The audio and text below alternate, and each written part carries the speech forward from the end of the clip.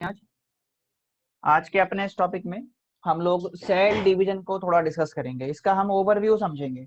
ठीक है, हमारे सिलेबस के अकॉर्डिंग हमें ज्यादा डिटेल में नहीं जाना, सेल डिवीजन के ओवरव्यू वाला पार्ट ही हमें समझना है। जैसे हमने ए माइटोसिस समझ लिया कि डायरेक्ट डिवीजन होता है, उसमें कैरियोकाइनेसिस साइटोकाइनेसिस नहीं होता। अब सबसे पहले हम लोग माइटोसिस डिवीजन के बारे में बात करते हैं। तो फर्स्ट हमारे पास आता है माइटोसिस डिवीजन। सबसे पहले हम माइटोसिस को डिस्कस कर लेते हैं।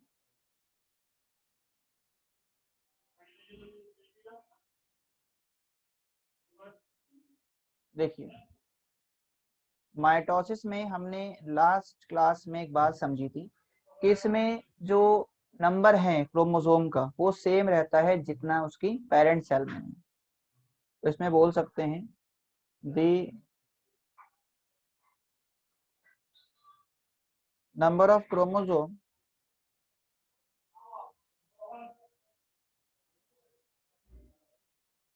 Remain same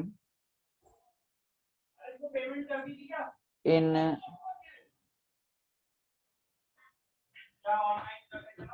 daughter cells as in parent cell, as in parents cell.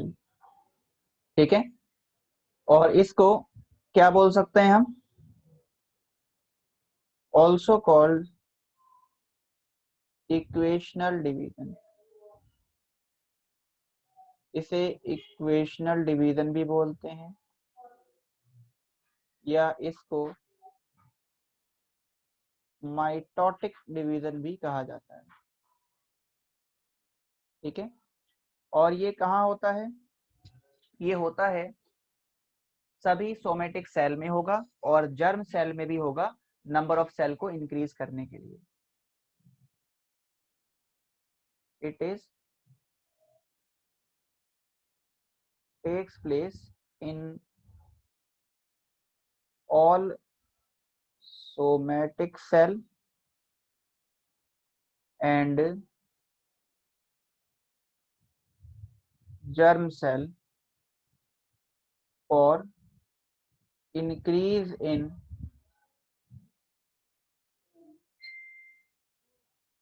number of cells। Number of cell को इंक्रीज करने के लिए ये सभी सोमेटिक सेल में होता है और जनरेटिव सेल के अंदर भी होता है। इसके बाद आगे देखते हैं। आगे यदि हम बात करें तो माइटोसिस में हम देख सकते हैं यहाँ पर हमारे पास दो इवेंट्स होते हैं या दो स्टेप होते हैं। कौन कौन से होते हैं? देखो,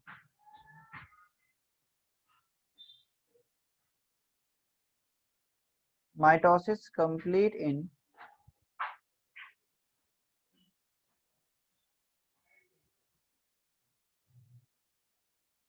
फॉलोइंग स्टेप। तो इसमें पहले रहेगा न्यूक्लियस डिवीजन होगा, पहले कैरियोकाइनेसिस। पहले होता है कैरियोकाइनेसिस, जिसको बोलते हैं हम लोग न्यूक्लियस डिवीजन। न्यूक्लियस डिवीजन होगा। और न्यूक्लियस डिवीजन में क्या क्या रहेगा? न्यूक्लियस डिवीजन के अंदर कौन कौन से स्टेप हैं?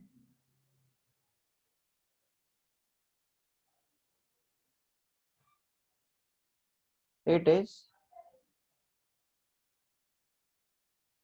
completed in following steps. और वो स्टेप कौन कौन से होंगे? पहला है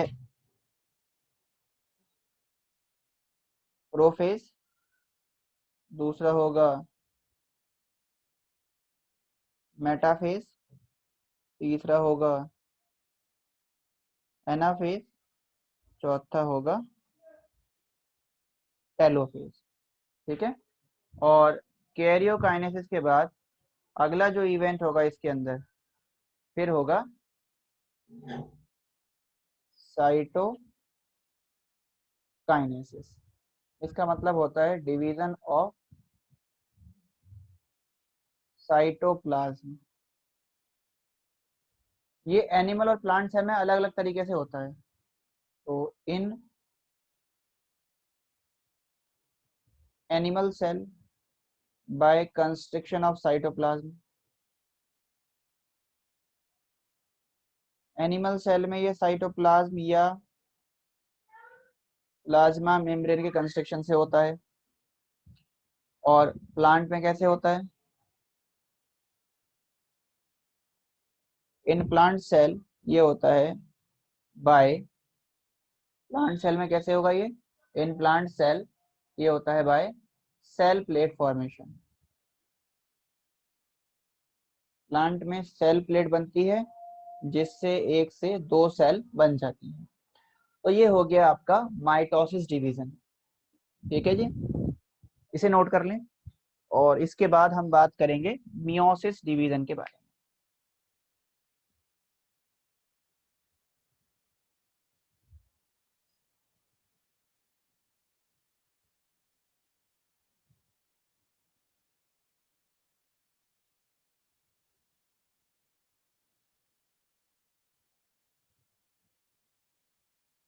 चलिए अब बात करते हैं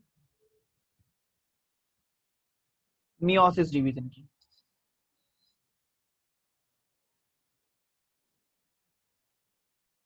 तो अब यहाँ पर हम कुछ पॉइंट और समझते हैं माइटोसिस के बारे में, कि माइटोसिस सेल डिवीजन में एक पेरेंट सेल से हमेशा दो डॉटर सेल प्रोड्यूस होती हैं। इन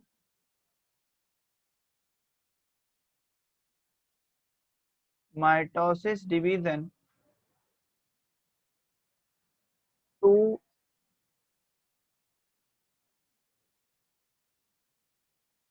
daughter sales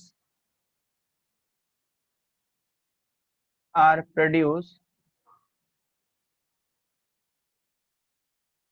from one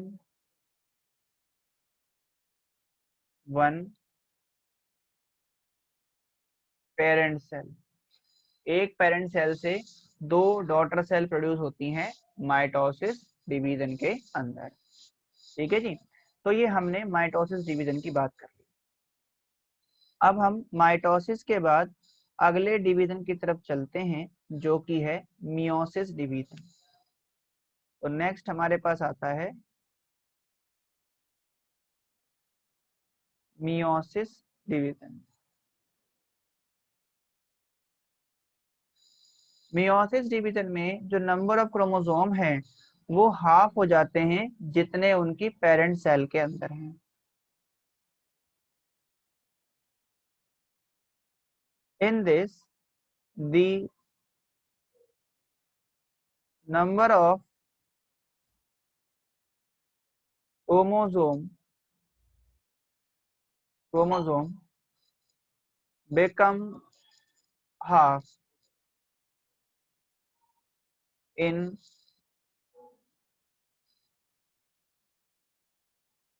daughter's cell as in parent cell। क्योंकि यहाँ पर नंबर ऑफ क्रोमोसोम हाफ हो रहे हैं इसलिए मियोसिस डिवीजन को रिडक्शन डिवीजन भी बोला जाता है। तो meiosis division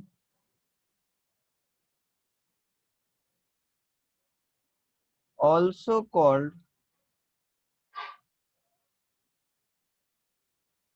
reductional division. Meiosis division को रिडक्शनल डिवीजन कहते हैं। मियोसिस डिवीजन कहाँ होता है? मियोसिस डिवीजन होता है आपका जर्म सेल के अंदर, जर्माइनल सेल में। It takes place in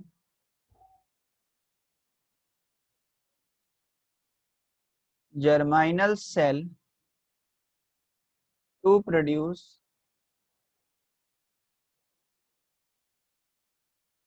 gamete. Gamete produce करने के लिए जर्माइनल सेल में होगा मियोसिस डिवीजन। ठीक है, मियोसिस डिवीजन की वजह से वेरिएशन देखने को मिलता है, चेंजेस आते हैं।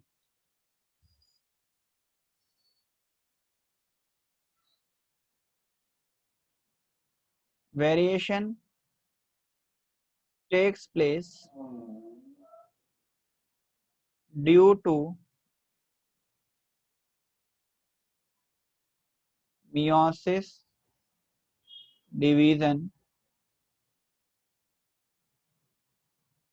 which leads to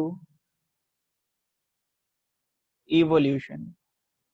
और यही जो वेरिएशन है, इनसे क्या होगा, इनसे ही इवोल्यूशन होगा। ठीक है, तो ये सारी बातें हमने क्लियर कर ली। अब मियोसिस कैसे कैसे कंप्लीट होता है, मियोसिस में कौन कौन से स्टेप होते हैं वो देखते हैं। मियोसिस कंप्लीट इन 2 स्टेप्स, और वो कौन कौन से हैं, एक है मियोसिस 1 और दूसरा है मियोसिस सेकेंड। तो सबसे पहले हम मियोसिस 1 समझेंगे, ये पॉइंट नोट करें, और फिर हम मियोसिस 1 की बात करते हैं। चलिए मियोसिस 1 को डिस्कस करते हैं। तो सबसे पहले हम बात करते हैं मियोसिस 1 की। मियोसिस 1 ही है एक्चुअल में reduction division.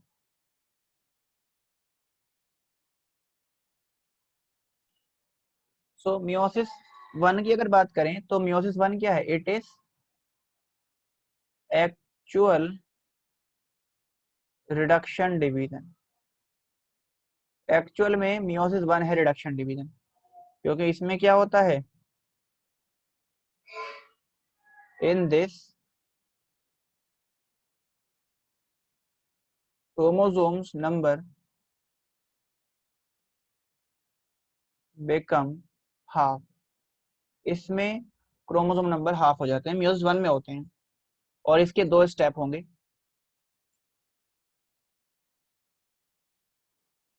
Complete in 2 steps. कौन कौन से रहेंगे, एक होगा कैरियोकाइनेसिस 1, कैरियोकाइनेसिस 1। और इसमें क्या क्या होगा, कैरियोकाइनेसिस 1 में होता है आपका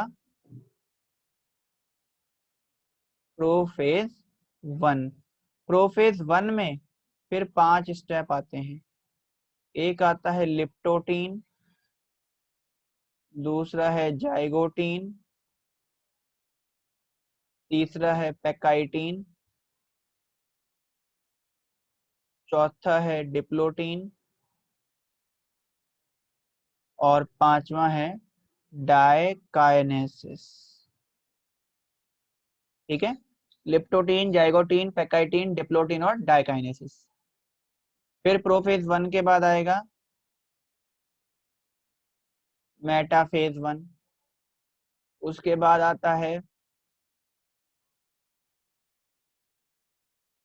एनाफेज 1, और उसके बाद आता है टेलोफेज 1।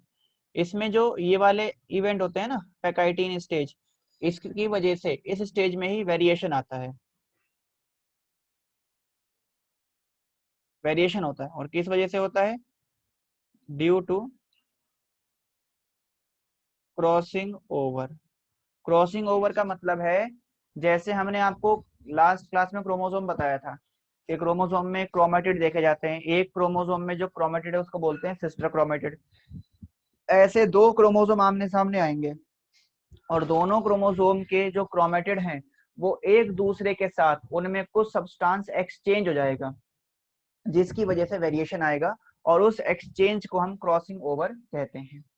तो हमने आपको बताया था ना कि मियोसिस में वेरिएशन आ रहा है जिसकी वजह से इवोल्यूशन हो रहा है, तो वो वेरिएशन मियोसिस 1 के अंदर होता है। मियोसिस 1 में प्रोफेज 1 में होता है। प्रोफेज 1 में कहाँ होता है? पैकाइटिन स्टेज में होता है। ठीक है, ये बात याद रखिए। कैरियोकाइनेसिस के बाद अगला जो इवेंट होगा इसमें वो हो जाएगा साइटोकाइनेसिस 1। ये अपने उसी तरह से होगा जिस तरह से हमने आपको बताया था। अब यहाँ पर देखो क्या हुआ, यहाँ पर पहले एक सेल थी ऐसे ही, इस सेल में मियोसिस 1 हुआ, हम M1 लिख सकते हैं इसको। मियोसिस 1 हुआ तो एक से दो सेल आ गई, इसमें क्रोमोसोम मान लो 2n थे, इसमें कितने रह गए? n, और n रह गए, हाफ हो गए क्रोमोसोम। अब ये जो सेल हैं ये एंटर करती हैं एक फेज के अंदर थोड़े टाइम के लिए, दे एंटर इन इंटरकाइनेसिस। ये एक फेज में जाती है इंटरकाइनेसिस में, और उसके बाद ये सेल कहाँ एंटर करेंगी? फिर ये सेल एंटर करेंगी, cell enter in meiosis second. फिर इन सेल में मियोसिस सेकंड होगा, और जब मियोसिस सेकंड कंप्लीट कर लेंगे ये दोनों सेल, ये जो दोनों सेल हैं, जब इनमें मियोसिस सेकंड पूरा हो जाएगा M2, तो दो से कितनी आ जाएंगी यहाँ पर? अब 4 सेल हो जाएंगी। तो मियोसिस में टोटल 4 सेल कंप्लीट होती हैं। ठीक है, 4 सेल प्रोड्यूस होती हैं। तो हम मियोसिस 2 को समझ लेते हैं अब जरा। मियोसिस 1 के स्टेप पढ़ लिए, अब हम मियोसिस 2 की बात करते हैं। ये आप बना लें, फिर हम मियोसिस 2 समझते हैं।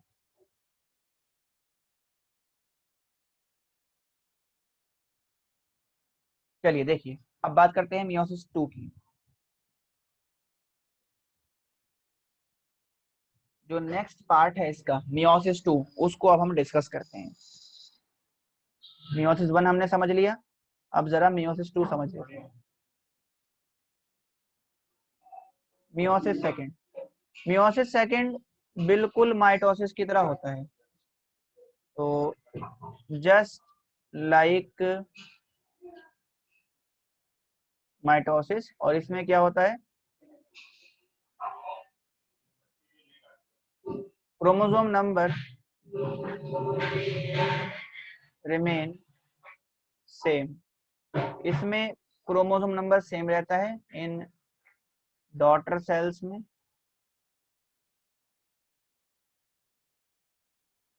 As in parent cell. ठीक है, और इसमें दो स्टेप होंगे, तो कंप्लीट इन 2 स्टेप्स, जिसमें पहला हो जाएगा आपका कैरियोकाइनेसिस सेकंड, और इसमें रहेगा आपका वही prophase second, metaphase second, anaphase second, और लास्ट होगा टेलोफेज सेकंड। और इसके बाद अगला स्टेप हो जाएगा साइटोकाइनेसिस सेकंड। ठीक है जी। एक बात हम यहाँ पर समझ लेते हैं मियोसिस में नोट करके, वो क्या है? वो ये है,